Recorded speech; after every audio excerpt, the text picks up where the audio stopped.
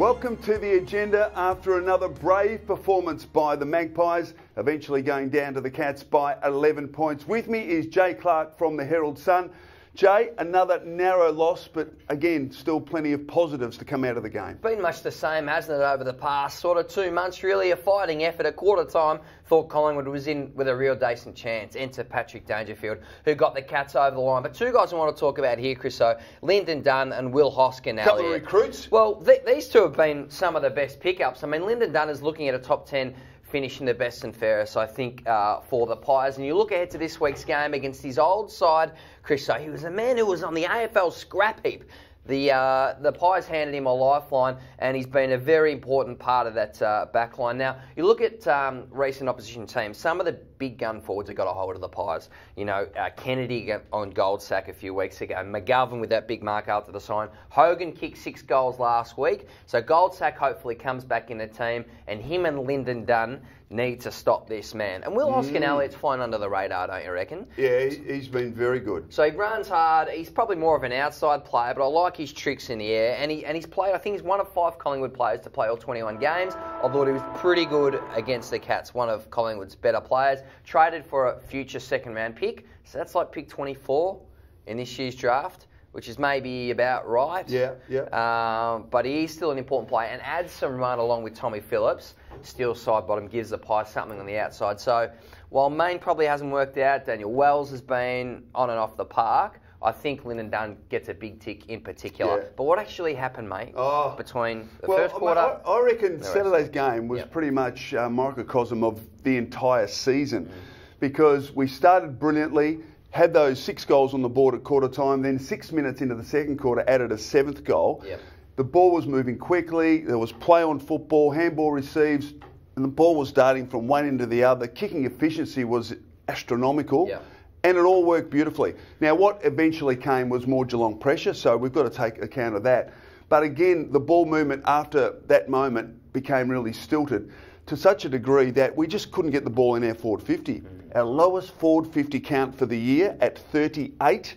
That's for the whole game? For the whole game, 38 inside 50s. Now, the interesting thing about that is that 17 of those came in the first quarter. Wow. So 21 inside 50s for the last 3 quarters. And only 2 go too laterally or not direct enough, or why do you think that is? Well, I just think it's the slow ball movement. Yeah. It's getting back off the mark, kicking to a teammate, him getting back off the mark, kicking to another teammate. There's no flow. And what eventually happens is you turn the ball over because the opposition crowd in and make it really difficult. Is there one thing that you'd like to see happen for the final game of the year against the D's? Call me crazy, Michael Christian, but I want to see this man, Cale Kirby, because he is equal leading goal kicker in the VFL with Jordan Lowell. So you're going to rob him of the chance to win the Frosty Miller medal for the leading goal kicker in the VFL just to play one game at the end of the year? Well, you're heartless, mate. For me, what about individual awards? There is a great opportunity for Cale to get a taste of the big league against Melbourne, to get a feel of the crowd, of the energy, of the pace, of the excitement, to give him something to go on with all summer to say, I want to be back to experience that. Now, I got no doubt that he's probably not ready from a fitness capability. He might go no good on the big stage, but I reckon you lose absolutely nothing. And it's can only be positive by giving him that chance. Imagine the excitement in the rooms before the game when this guy, you know, he was a late pick. He sort of come from nowhere a little bit. He's got a lot of football developing to do, so he gets a chance to run out. What about Frosty Miller, mate? On the MCG? Well, potatoes, Michael Christian. I just think you get Brown, you get Kirby, you get Dacos, and you just have a look at him. Yeah. Like, why not? And then he goes into the whole summer with that memory in his mind of playing on the MCG and have a disciplined off-season break and a strong summer. I don't think you got anything to lose by doing that, Nathan Buckley, but we'll see what happens at selection. Now, I've got an idea. What do you reckon?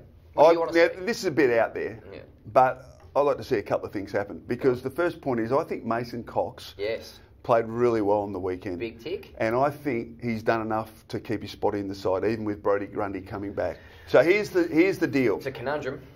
Darcy Moore back to centre half back. Jeremy Howe comes forward. Right. And Grundy and Cox ruck, share the ruck duties, spend a bit of time forward and then a bit of bench time. But the big one is Darcy Moore back to centre half back and Jeremy Howe Let's put him forward. Let him take mark of the year. Kick 5 goals against his old team. And we finish the year on a real positive. Well, that would be a big structural change. I don't think it's going to happen, mind you. Yeah. But, gee, it would be nice. Well, that's with Cox, right? I thought he was quite good. He took some contested marks around the ground. He was decent in the hit-outs. 8 tackles as well, which is something he's not known for. Yeah, but how do they work it? If he's more suited to being the lead ruckman, which Brodie Grundy is, should he go to another club to try and chase the lead ruck role? Because Grundy's clearly the big banana. Well, it's an interesting list. Yeah, it is. And I still haven't given up hope that they can both play with Cox's continuing development. As a key forward. As both in the same team. That's going to be the challenge. But I'd like to see it one more time just to see how it worked with Cox now riding high, full-on confidence. Let's get to our Monday moments. And I'm going to kick off because wasn't it great to see the son of a gun playing his first game for the Magpies? I speak, of course, of Josh Dacos. A little bit of hair his stood up first on the back of the kick. neck, Oh, yeah. And what about the crowd reaction when he had his first kick here? And what a beautifully controlled kick it was, because he even holds it like his father. His father has his hand, his right hand, right at the top of the ball. And what he did is he set it up to Cox's advantage so he can run and jump at the footy. Now, see the right hand at the top of the ball? Like his dad. That's exactly what how his dad held it. And set it up. That's what we've got to do more of. Set it up on top of a Geelong player, let Cox run into him and take the grab, and what a finish. The big thing about that for Dakes, for me, the headline story for that was not only his ball use, which you already know, 10 tackles for this man. In his first game, that takes some serious kahunas, I think, so well done to Josh Dacos. Now, what about your Monday moments? Well, I'm going to go to a man, Timmy Broomhead, talking about big summers. Is this because of the ponytail? No. This guy like it though, don't you?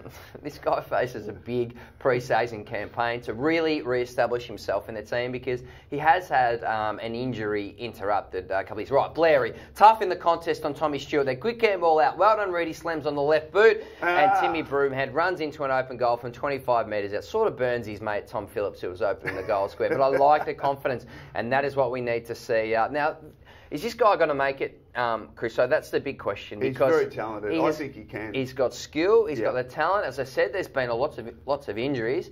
But he's the sort of guy on a half-forward flank or a wing who can add that X factor. He's got a touch of class about him. He does. So he needs to get a good run at it. And I think he's one that Collingwood fans can circle on their little records and say, he's one who some of that improvement that we talk about from internally can propel this Collingwood side forward. Jay, one game to go. It's against Melbourne. We've struggled against Melbourne the last couple of years. Can Collingwood win the last game? Well, look, maybe Goldie comes back in. Daniel Wells won't. Bit of a question mark over Taylor Adams. So I think Collingwood is still missing 6 or 7 of its best players. Melbourne's had the wood on them, so it's going to be difficult. But I think this game, more than anything, forget the coaching circus.